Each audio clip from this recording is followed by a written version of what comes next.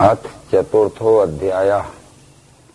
श्रीमद् भगवद गीता के ज्ञान कर्म संन्यास योग नाम का चौथा अध्याय प्रारंभ हो रहा है।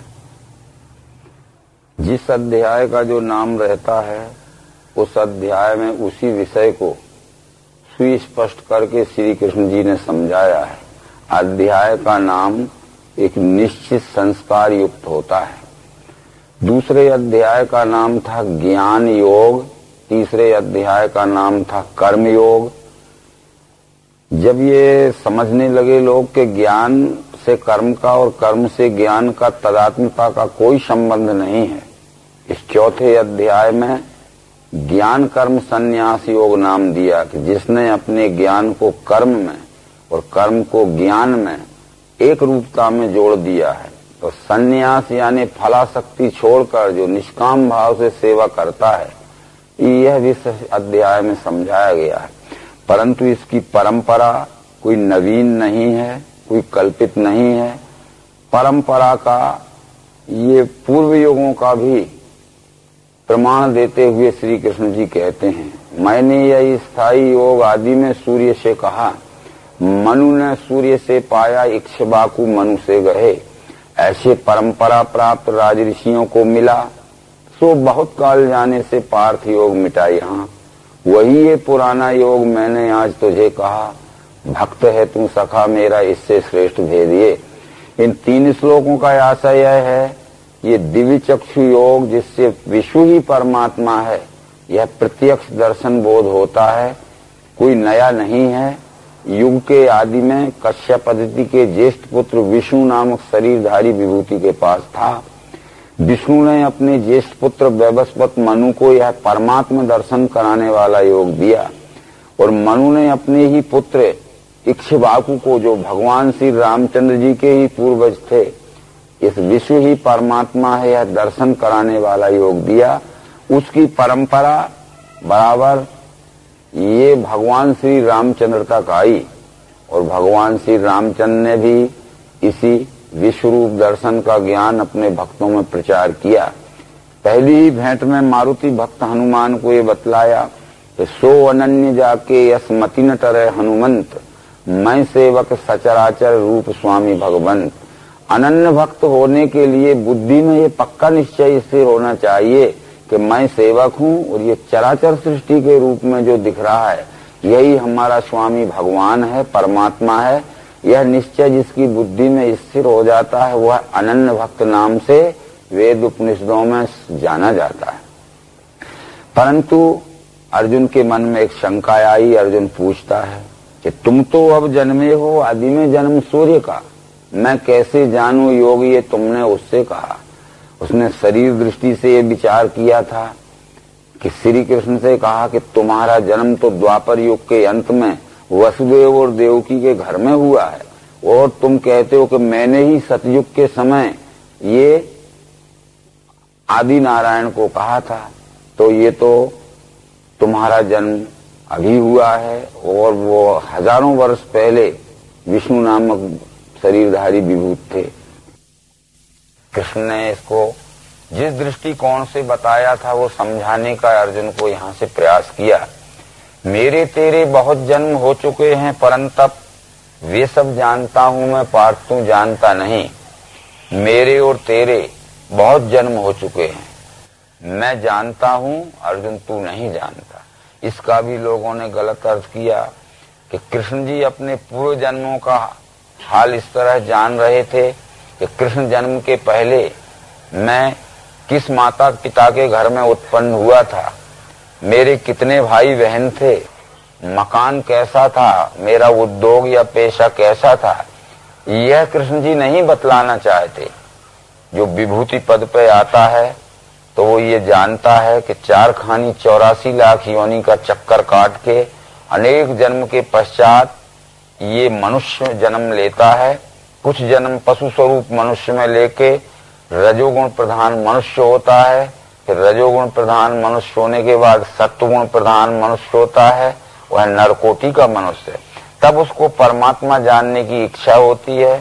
सदगुरु से दिव्य चक्षु प्राप्त होते ही विश्व ही परमात्मा यह जानता है, तब उसको विज्ञान प्राप्त होता है। विज्ञान में बहुत जन्म लेने के पश्चात उसकी जब निरिध्यास अवस्था होती है तब वो विदेह मुक्त होता है, और विदेह मुक्त में भी बहुत जन्म लेने के पश्चात वह जीवन मुक्त होता है।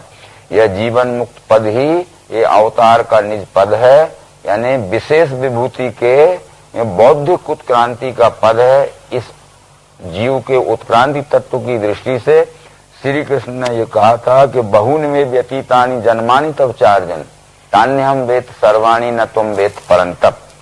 इन सब बातों को देखते हुए अंत में कृष्ण ने ये भी कहा, यदि आत्म तत्व की दृष्टि से देखना चाहते हो तो जन्म नाश बिना मैं हूँ, भूतों का सब देव मैं, मेरे स्वभाव के द्वारा इच्छा से जन्म है मुझे।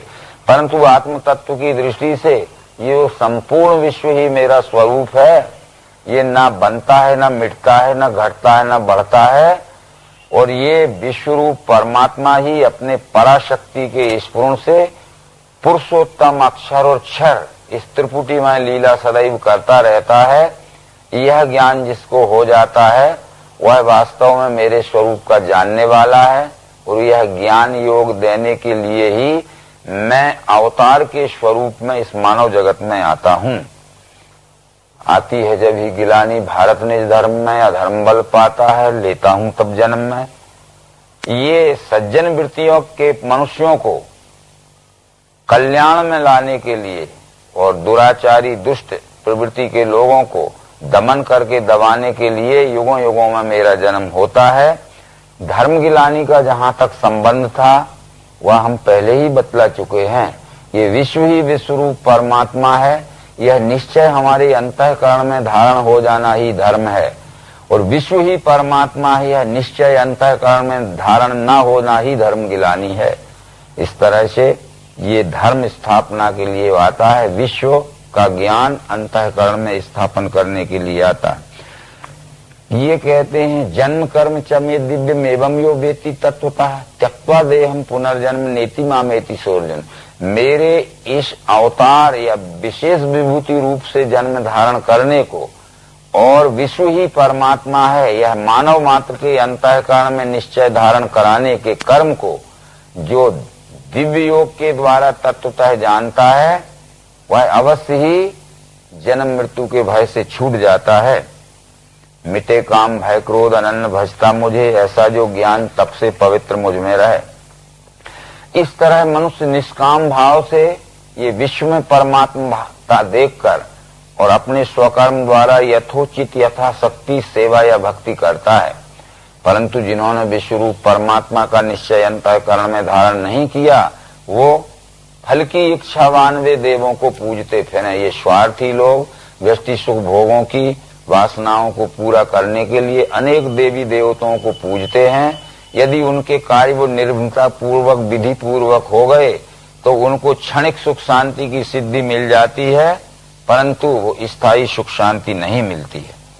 कर्म और अकर्म का भेद बड़े बड़े विद्वान भी नहीं जानते हैं। किम कर्मेति कवियो अप्यत्र मोहिता तत्ते कर्म प्रवक्ष्यामि यद ज्ञात्वा मोक्षे शुभात्।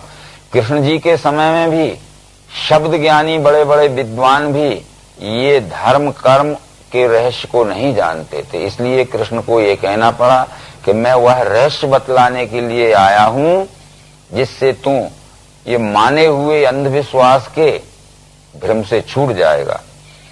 तो जो अकर्म है वो विश्व ही परमात्मा यह जानकर निस्वार्थ भाव से जो सेवामय कर्म किया जाता है, कर्तापन के अभिमान को छोड़कर जो सेवामय कर्म किया जाता है जो अकर्म है, और फल की भावना लेके सकाम भाव से जो किया जाता है वो कर्म है।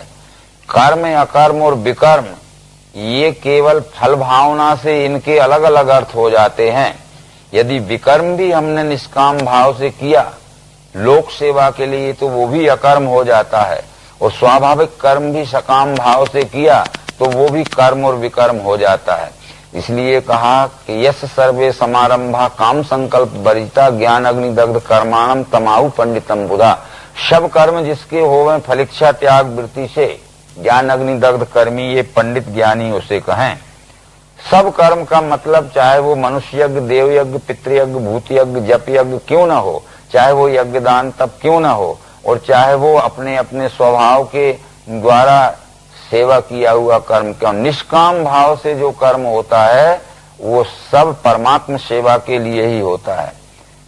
ये फल की आशाएं छोड़ के, फल के आश्रित न रह के जो लोक सेवा के प्राणी मात्र को सुख शांति पहुंचाने के लिए कर्म करता है, वो सब कुछ करते हुए भी वो समय अकर्म ही कर रहा है, क्योंकि फल वासना में नहीं बनता है। ये बतलाते हुए संग दोष मिटा युक्त ज्ञान में चित्त है बसा, निश्चयी नर को पार कर्म बंधन है नहीं। सकाम कर्मों के संग दोष से जो मुक्त हो गया है, व्यष्टि सुख भोगों की आसक्ति में जो नहीं बंधा है, यानी गत संघर्ष मुक्त से, ये परमात्मा ही विश्वरूप है, ऐसे ज्ञान में जिसका चित्त स्थिर हो गया है, वो यज्ञ हेतु करे कर्म सभ्य ब्रह्म में मिले। तो ये यज्ञो वही विष्णु, यज्ञ पुरुष नाम परमात्मा का है, उसके लिए जो कर्म करता है वो सब ब्रह्म मिलते हैं। कर्ता भी ब्रह्म है, क्रिया भी ब्रह्म है, कर्म भी ब्रह्म है, इसलिए उसका फल भी ब्रह्म है। इस तरह बतलाने के बाद, और ये ज्ञान के ज्योति से कोई आत्म संयम अग्नि में इंद्रियों के सब कर्म होमे हैं, कर्म प्राण के। इस तरह से अनेक प्रकार के यज्ञ कृष्ण जी ने यहाँ बतलाए, और उन अनेक प्रकार के यज्ञों का मतलब भी यही था कि कोई द्रव्य यज्ञ करते हैं, यानी अनेक प्रकार की विपुल महंगी खाद्य सामग्री को अग्नि में जला के स्वाहा कर देते हैं। कोई योग यज्ञ करते हैं, व्यष्टि योग के अनेक यज्ञ करते हैं। कोई पढ़ना पढ़ाना, कोई प्राणापान की गति रोकने वाले प्राणायाम यज्ञ करते हैं। कोई थोड़ा खा के इंद्रियों को संयम में रखना चाहते हैं, तो कोई ऐसे मनुष्य हैं जो इंद्रियों को मनचाहे सुख भोगों में लगा के वो ऊब जाएंगी, उपराम हो जाएंगी, तब अपने आप उनका स्वार्थ भाव छूट जाएगा। ऐसे अनेक ही यज्ञ कहे हैं ब्रह्मदेव ने। ये यज्ञ कृष्ण जी को मान्य नहीं है, यानी अनेक प्रकार के यज्ञ वित्ता ब्रह्मणों मुखे। इन कौन कौन से यज्ञ से क्या क्या लाभ होता है, उससे जनहित क्या होता है, ये सब इसका रहस्य जान लेने वाला इन यज्ञों के चक्कर में नहीं पड़ता है, क्योंकि यज्ञा छपति कलमसा, ये अपने अपने किए हुए सकाम कर्म के परिणाम स्वरूप जो प्रारब्ध में दुख भोग मिलता है, तो इन यज्ञों को करके वो प्रारब्ध का दुख भोग मिटाना चाहते हैं, जो कि यज्ञों के करने से प्रारब्ध के दुख भोग से नहीं छूट सकते। परंतु यहाँ से कृष्ण जी अपना स्वकीय विचार बता रहे हैं कि ये द्रव्य के यज्ञ से श्रेष्ठ अर्जुन ज्ञान यज्ञ है, अंत में सब कर्मों का लय है ज्ञान यज्ञ में। ये द्रव्य यज्ञों की अपेक्षा ये विश्व ही परमात्मा है, यह दर्शन कराने वाला बोध यज्ञ ज्ञान यज्ञ श्रेष्ठ है। और द्रव्य यज्ञों का लय अंत में ज्ञान यज्ञ में हो जाता है, पर वो ज्ञान किताबों में नहीं मिलेगा, भाषण में नहीं मिलेगा। तद विद्धि प्रणिपाते परिप्रश्नैन सेव्या उपदेशयन्ति ते ज्ञानम ज्ञानिनस् तत्वदर्शिना। जो तत्वदर्शी पुरुष होते हैं वो प्रत्यक्ष तत्व दर्शन करा के उस ज्ञान का उपदेश करते हैं। यहाँ उपदेश और प्रवचन में ये अंतर बतलाया गया है कि उपदेश कहते हैं जो प्रत्यक्षीकरण में दिखाया जाता है, वो तत्वदर्शी ही उपदेश कर सकते हैं। वो प्रवचन कहते हैं जो शब्दों में सुनाया जाता है, ये तत्वज्ञानी प्रवचन करते हैं। अथवा तत्वज्ञानी और तत्वदर्शी का ये भेद बतलाते हुए अंत में ये कहा गया है कि यद्यपि पापियों में तू सबों से पाप में बड़ा, होगा भी ज्ञान नौकाले तरेगा निधि पाप का। हमने ये समझा है कि हम तीर्थ में जाने से तर जाते हैं, परंतु वेद ने तीर्थ का अलग ही अर्थ बतलाया है। वेद कहते हैं जनो यस्य तरंती तानि तीर्थानि, जहाँ जीव का तरन तारण हो जाता है, मुक्त हो जाता है, उसे तीर्थ कहते हैं। तो इस श्लोक में कृष्ण ये कहना चाहते हैं कि यद्यपि पापियों में तू सबों से पाप में बड़ा, होगा भी ज्ञान नौकाले तरेगा निधि पाप का। यानी ज्ञान ही तीर्थ है और तत्वदर्शी ही देवता है। तत्वदर्शी रूपी देवताओं से ज्ञान रूपी तीर्थ में सत्संग रूपी स्नान करो तो ये पाप मुक्त हो जाओगे। जैसे चेता हुआ अग्नि काष्ठों को भस्म करे, वैसे ही ज्ञान अग्नि भी सारे कर्मों को भस्म करे। ये ज्ञान अग्नि क्या है? ये परमात्मा का दर्शन कराने वाला बोध ही ज्ञान अग्नि है। क्योंकि वेद मंत्रों में ये कहा गया है, अभेद दर्शनम ज्ञानम ध्यानम निर्विषयम मना।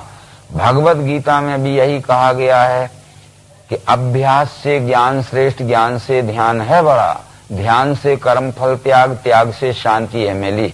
अभ्यास की जरूरत हमें ज्ञान प्राप्ति के लिए है और ज्ञान की जरूरत हमें ध्यान के लिए है। और सदैव हमें ये ध्यान बना रहा कि अपने सहित दिखने वाला संपूर्ण चराचर विश्व ही विश्वरूप परमात्मा है। तो फिर निस्वार्थ भाव से इसके साथ में व्यवहार होगा तो परम सुख शांति अवश्य मिलेगी। इसलिए बार बार भगवत गीता में ये देखी हुई वस्तु के स्थायी स्मरण को ध्यान कहते हैं और ध्यान पूर्वक की हुई सेवा को अनन्य भक्ति कहते हैं, ये कहा गया है। तो ये विचार समझाते हुए अंत में कृष्ण ने कहा कि नहीं ज्ञाने सदृशम पवित्र मेरी मुद्दते तत्स्वयं योग संसिद्ध काले नात्मनि बिंदती। इस संसार में ये दिव्य चक्षु योग के ज्ञान के समान दूसरी पवित्र कोई वस्तु नहीं है। क्योंकि ये दिव्य चक्षु योग के ज्ञान से ही विश्वरूप परमात्मा का दर्शन होता है। तो ज्ञान के समान पवित्र कोई दूसरी वस्तु नहीं, परंतु ये है परमात्मा दर्शन कराने वाले अंतःकरण में ज्ञान की योग्यता अनेक जन्म की पुण्याई के परिणाम स्वरूप किसी बिरले मनुष्य में ये प्रकट होती है, हर एक में प्रकट नहीं हो सकती। बराबर श्रद्धावान जो होते हैं, संलग्न चित्त जो होते हैं और जो इंद्रिय मन बुद्धि आदि जिनके निर्मल और वशित्व हो जाते हैं, उन मनुष्यों को ज्ञान की प्राप्ति हो सकती है। ये श्रद्धावान दत्त चित्त लहे ज्ञान जितेंद्रिय। जो श्रद्धावान नहीं है, जो संलग्न चित्त नहीं है, एकाग्र चित्त नहीं है, निर्मल चित्त नहीं है, उनको परमात्मा दर्शन का ज्ञान कदापि संभव नहीं है। और जब तक परमात्मा दर्शन न होगा तो स्थायी सुख शांति नहीं मिलेगी। ये बतलाने के बाद ही अज्ञानीहीन श्रद्धा से संशयी नाश में मिले। जो अज्ञानी रहते हैं, जो श्रद्धा रहित रहते हैं और जिनके चित्त में निर्मलता नहीं रहती है, ऐसे संशय और विपर्य में पड़े हुए लोग ये विश्व में परमात्मा स्वरूप का अनुभव नहीं कर पाते हैं। इसलिए प्रत्यक्ष विश्वरूप परमात्मा के साथ उनका दुष्टाचार का, दुराचार का दुर्व्यवहार होता है। और जो वास्तव में कल्पना है, निराभिर्म है, उसको परमात्मा जान के अनेक प्रकार की पूजा पाठ करते हैं। तो ये अज्ञानी लोग हैं जिनका निर्मल चित्त नहीं है। निर्मल चित्त न होने से जिनको अंतःकरण में ज्ञान का प्रवेश नहीं हो सकता है, ऐसे संशयी पुरुषों का अवश्य पतन होता है। दोनों लोग गए उसके मिले न सुख शांति का। उनको इहलोक यानी वर्तमान जन्म में और परलोक यानी भविष्य में लेने वाले जन्म में सुख शांति कभी नहीं मिल सकती। इसलिए योग द्वारा मिटे कर्म ज्ञान से विरम है गया, निश्चयी नरकोपार्थ कर्म बंधन है नहीं। दिव्य चक्षु योग के द्वारा जिसने यह विश्व ही परमात्मा है अपने सहित एकात्मता का निश्चय कर लिया है, तो वो सकाम या स्वार्थमय कर्म नहीं होंगे उससे, तो कर्म का दुखमय फल भोग उनको बंधन नहीं होगा। योग द्वारा मिटे कर्म ज्ञान से विरम है गया, ऐसे निश्चयी मनुष्य को पार फिर कर्म का बंधन नहीं होता है। इसलिए अज्ञान उत्पन्न तस्मात् ये हिये का ब्रह्म भारत, ज्ञान के खड्ग से मारो कर्म योग करो उठो।